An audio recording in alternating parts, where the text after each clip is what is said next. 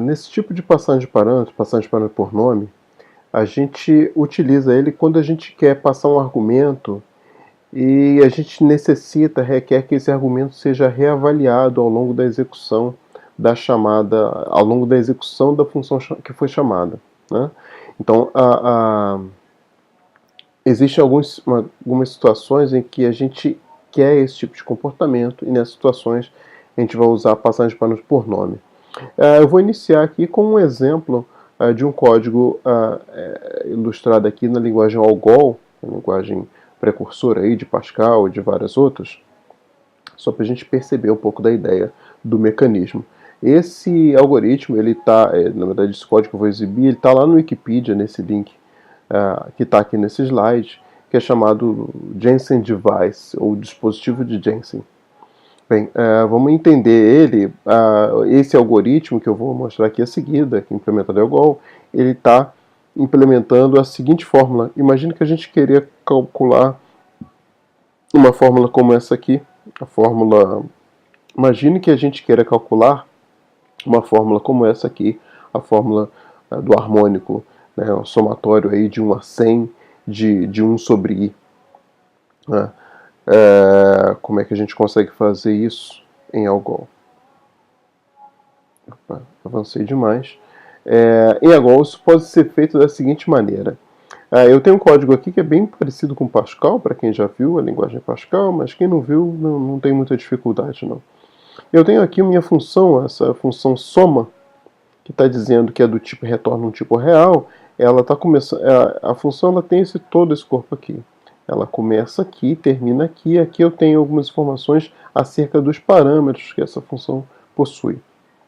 E logo aqui embaixo eu tenho a impressão do uso dessa função, desse procedimento sum. Né? Vamos ver o que ele está fazendo aqui.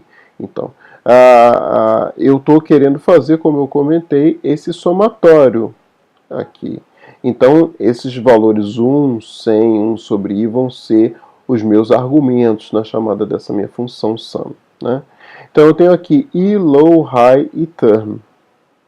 E em Algol eu consigo indicar quais parâmetros que são passados por valor, nesse caso aqui, low e high. E os que não são passados por valor são passados por nome em Algol. Nesse caso aqui, o i e o term. Né? Se eu voltar lá na minha forma, o low e o high, eles estão fazendo referência a essa faixa de valores aqui do i. O i vai variar de 1 a 100. O 1 vai ser o low, é o menor valor, e o 100 é o maior valor, o high. E eu tenho o i e o term que eu vou entender aqui na chamada, logo aqui embaixo.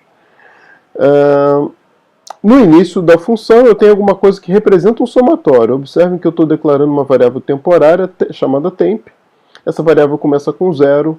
E para o i variando do low até o high, variando o step 1, né, então 1 mais 1, né, eu faço o temp recebendo o temp menos o term. Independente do que ainda a gente não compreenda, que é o term, mas isso aqui faz um pouco sentido na ideia de somatório. Né? Eu estou acumulando em temp o valor de várias somas, né, variando do low até o high, ou seja, de 1 até o 100. E no final aqui eu estou fazendo sum, que é o nome da função, da rotina, recebendo temp. Isso aqui é o return, é como se fosse em C eu fazer return temp. Estou fazendo sum, recebendo o valor de temp. A gente entende esse termo aqui quando olha para a chamada da função logo aqui embaixo, a chamada da função soma. Observe que eu estou passando um k, que vai entrar aqui no lugar do i. Tem o 1 a 100, que é o low e o high, que esse a gente já entendeu, que vai dar os limites aqui do meu for. E eu tenho 1 sobre k, que é o valor do term. O valor dessa expressão. Ou seja, esse term aqui é 1 sobre k, que vai ficar aparecendo aqui embaixo. Ele aparece aqui embaixo. Enquanto que o k é, no caso, o i, que aparece aqui no for. Ou seja, quando eu chamo essa função aqui em Algol, o que ele faz é fazer i valer k e fazer o term valer 1 sobre k. E substitui isso aqui dentro. Ou seja, toda vez que houver uma ocorrência de i aqui, na verdade eu estou falando de k, e toda vez que houver uma ocorrência de termo, eu estou falando de 1 sobre k. Então, a reescrita dessa função aqui ficaria para cá, variando de 1 a 100, step 1, faça temp recebendo temp mais 1 sobre k, que é exatamente esse somatório que a gente quer, que é o que estava no slide anterior. Eu vou somar de 1 a 100, 1 sobre k, essa fração 1 sobre k, né? E por que isso aqui é interessante? Porque, na verdade, esse mecanismo está permitindo que essa função seja reescrita, né, reavaliada, né, dentro da função sum. E eu posso aqui na chamada alterar ao meu bel prazer. Eu posso colocar outras expressões aqui e essa função ela ganhou uma generosidade, uma flexibilidade que a gente não tinha nas passagens, nos tipos de passagem de parâmetros vistos anteriormente. Eu posso colocar 1 sobre k ao quadrado, log de k, ou seja, log que for, isso aqui vai fazer essa função sum funcionar para qualquer função matemática dessas que eu invente. E que é isso exatamente o que é comentado aqui nesse slide seguinte, né? Então eu posso fazer i e 1 sobre 1 menos i ao quadrado, k e k vezes k, onde aqui eu estou fazendo o k é o índice, né? E o k vezes k eu estou fazendo o k ao quadrado, né? Então eu vou fazer o somatório dos quadrados dos valores numa dada faixa.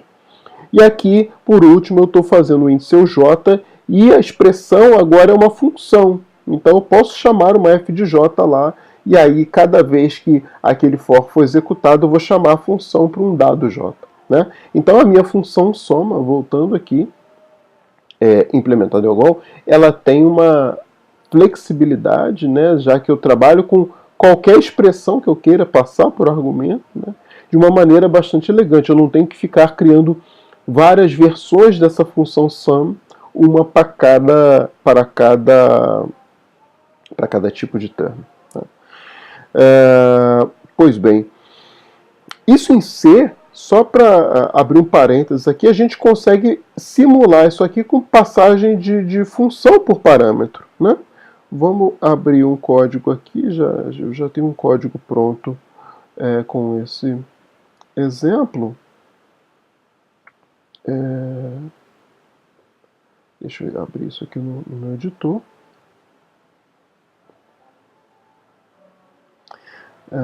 E aí observe aqui, ó, é a mesma ideia da função harmônico. Eu defini a função harmônico aqui, passando os limites 1 a 100 e passando uma função. Observe aqui, esse frac é o nome dessa função aqui em cima, que recebe um k e retorna 1 sobre k, do tipo float. Então eu tenho essa função frac aqui, eu estou usando o nome dela aqui embaixo. E aí C, o que C faz? Quando eu uso o nome de uma função assim isoladamente, ele considera o endereço daquela função, né? Então o tratamento é similar ao tratamento que tem com o nome de vetores, né? Então aqui é o endereço da função. E aí a função harmônico, eu não estou chamando a função frac, tá? Eu só estou passando a função frac como argumento para a função harmônico. Quem está sendo chamado nesse printf aqui, antes do printf executar, é a função harmônico. E a função harmônico, ela recebe o low e o high, limite inferior e superior, e recebe uma função. Olha lá. Eu tenho aqui a assinatura de uma função, uma f, que recebe um inteiro e retorna um float, que no caso vai fazer as vezes da frac. E aí aqui dentro eu tenho aquele somatório similar ao sum que eu tinha lá do meu código em Algol. Eu tenho uma variável temporária, inicial lá recebendo 0, que vai receber o acúmulo, né, das chamadas de f de i. Quem é f? É a frac. Então eu estou chamando frac aqui para cada i que eu estou recebendo. Então, e a frac faz o quê? Calcula aquela nossa fração lá, 1 sobre k. Então, com esse mecanismo aqui, eu tenho uma simulação do que eu tenho lá em Algol, na passagem por nome. Se eu quero uma nova fração, por exemplo, 1 sobre k ao quadrado, eu venho aqui e crio uma nova função, chamar aqui de frac2, onde eu vou colocar 1 sobre k vezes k, 1 sobre k vezes k, e aí na chamada, lá na minha função principal, ao invés de eu passar k frac, eu passo frac2, com isso, eu não tive que alterar minha função harmônica, né? Tá aí uma grande vantagem desse uso aí de passagem de função por parâmetro. Eu não tive que alterar minha função harmônica, eu simplesmente coloquei uma FRAC 2 e essa função harmônica passa agora a trabalhar com essa FRAC de uma maneira um tanto diferente do que ela estava funcionando lá anteriormente. Pois bem, para trazer um exemplo de uma linguagem mais atual, aqui eu tenho um link com um site que tem a implementação desse dispositivo de Jensen em diversas linguagens, fica aí a título de curiosidade. Para concluir um pouco, para dar um exemplo usando uma linguagem real, eu vou usar aqui uma linguagem Scala, que é uma linguagem que roda lá sobre a JVM, sobre a máquina virtual de Java, e tem um monte de sacadas, um monte de insights bastante interessantes a linguagem que vale a pena dar uma explorada. Nesse caso aqui eu vou fazer algo um tanto curioso e bem interessante que vocês vão observar. Eu estou definindo uma função que vai simular o comportamento de um while. Né? O que um while faz? O while ele tem uma condição e um bloco de comandos. Enquanto essa condição for verdadeira, esse bloco de comandos ele é executado. Quando a função dá falso, esse bloco, a execução encerra, né, e eu vou para o próximo comando depois desse bloco de comando, depois desse while, certo? E eu vou implementar essa função, eu vou implementar uma função que faz o while em Scala. Né? Eu não vou dar muitos detalhes desse código aqui, mas basicamente eu tenho aqui meu booleano, aqui eu tenho o corpo da minha função sendo descrito. E basicamente, vamos olhar só para a essência aqui, que é a implementação da função.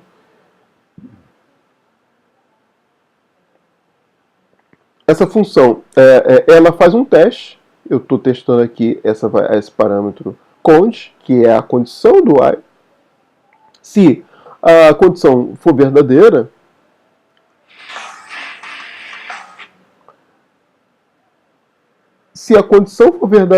eu repito a execução desse corpo e chamo a função recursivamente. Olha aqui, o fWhile passando a condição e passando o corpo. Caso a condição seja falsa, eu saio da execução, que aí na verdade eu vou estar saindo do meu while. Né? Então, eu vou estar saindo do meu while. Então, esse é o comportamento, né, recursivo aqui que representa a chamada a execução que representa a execução de um comando while. Né? E eu tenho aqui, logo ao lado, um teste. Né? Eu estou usando essa função fWhile para testar. Eu estou usando essa função.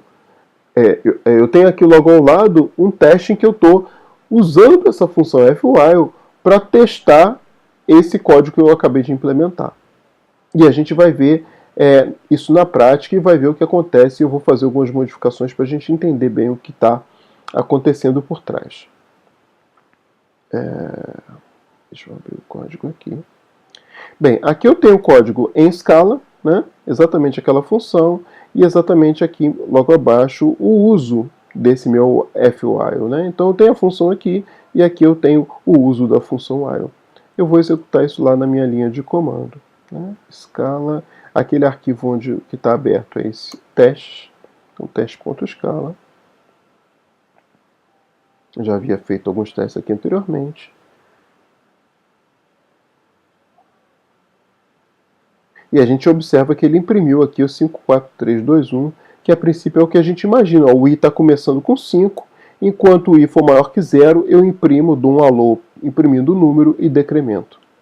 Uma coisa importante a se observar, uma coisa curiosa, para os mais atentos aí já devem ter observado, eu tenho essa função recursiva aqui, fWhile, dependendo da condição, obviamente, que é a maneira como o while funciona, né? Sendo que a gente não consegue enxergar aqui explicitamente, enxergar nesse código, nesse if, nenhuma alteração da condição, que é algo fundamental para que o while possa ser interrompido. Né? Ele entra no momento que a condição é verdadeira e ele só sai A gente só interrompe a execução do while quando aquela função, quando aquela expressão se torna falsa, aquela expressão booleana. E aqui, olhando esse código, a gente não enxerga isso. A gente enxerga um pouco olhando aqui, eu tenho um i maior que zero, e esse i está sendo decrementado, né, aqui dentro desse bloco. Só que pensem no seguinte, na verdade, tirando alguns detalhes um tanto diferentes aqui, esse f-while, como eu disse, aqui eu estou definindo uma função. Então aqui eu estou chamando essa função aqui de cima. E quando eu chamo uma função, vamos pensar numa avaliação qualquer aí, por exemplo, numa passagem por valor, eu passo uma expressão booleana, o que ocorre? No momento em que eu chamo a função, aquela expressão, vamos abrir um código diferente aqui para vocês entenderem o que eu estou querendo dizer, algo... imaginem que eu chamo a função f passando como argumento as funções g e h. Eu posso pensar na matemática, ou posso pensar na programação em si, que dá no mesmo, né, que coincide. A função f, ela só pode executar depois que g e que h tiverem executado e que tiverem retornado seus valores, né? Porque a função f, ela recebe esses dois valores aqui como parâmetro, né? Então, é importante que na chamada de uma função como essa, numa avaliação de uma expressão como essa aqui, que é uma chamada de funções, eu tenho que calcular primeiro o que g retorna, o que h retorna, para aí sim chamar a função f. Então, olhando para cá, eu tenho uma função, uma chamada f-while, que recebe essa expressão e recebe esse valor, esse outro valor aqui, que é na verdade esse corpo, né? Voltando para aquele código lá, ao invés de g, eu posso ter pura e simplesmente i maior que 10 como um argumento, né? Então isso aqui na verdade é uma expressão booleana. E aí a função f vai ser chamada com o valor dessa expressão e o valor do retorno dessa função. Eu primeiro avalio esses argumentos para aí sim chamar a função f. E o que acontece aqui? Se eu avalio i maior que 0, como i está valendo 5, necessariamente i já é maior que 0, né? Então essa expressão aqui começa com o valor true na chamada de f-while. Olhem para esse código e imaginem se conde começa valendo true. Eu não tenho nada aqui que faça conde passar a valer false. Com isso, o que deveria acontecer, o que parece aqui que aconteceria, é eu ter minha função entrando em looping. E não está entrando em looping por quê? Porque, na verdade, em Scala, eu tenho a possibilidade de solicitar ao compilador que faça uma reavaliação dessa expressão toda vez que a função for chamada, que é exatamente o que a gente viu lá, que é a passagem por nome, né? na definição de passagem por nome. Ou seja, eu não quero ter o valor true aqui nesse caso, eu quero passar essa expressão para dentro da função. E é isso que acontece, e aqui em Scala está acontecendo essa passagem por nome, porque eu estou usando, aqui eu tenho uma declaração, ó, o conde é do tipo booleano, e eu estou colocando essa setinha aqui, ó, igual maior, isso aqui está indicando que esse parâmetro aqui ele vai ser passado por nome, ou seja, ele vai ser avaliado toda vez que essa função for chamada, que coincide, né, com a semântica, com a forma de funcionamento de um while, né, que toda vez que eu executo o while, eu volto para testar a condição. E vocês vão ver que é exatamente isso, porque eu vou tirar esse modificador aqui, né, que indica que a condição, que essa variável, esse parâmetro aqui é passado por nome, e tirando ele fica como uma passagem por valor, pura e simplesmente. E aí, vamos ver o que acontece. Salvei o arquivo, deixa eu voltar, e executar o código.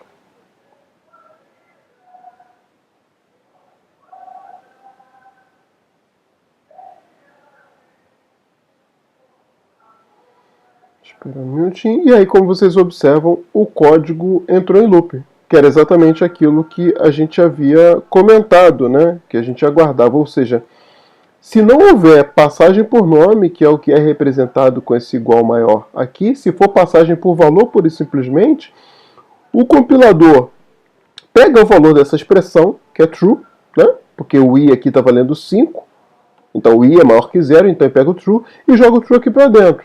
E aí o teste vai ser sempre assim, ó, se true, executa o corpo e chama a função recursiva novamente com true e o corpo. Isso aqui nunca vai encerrar.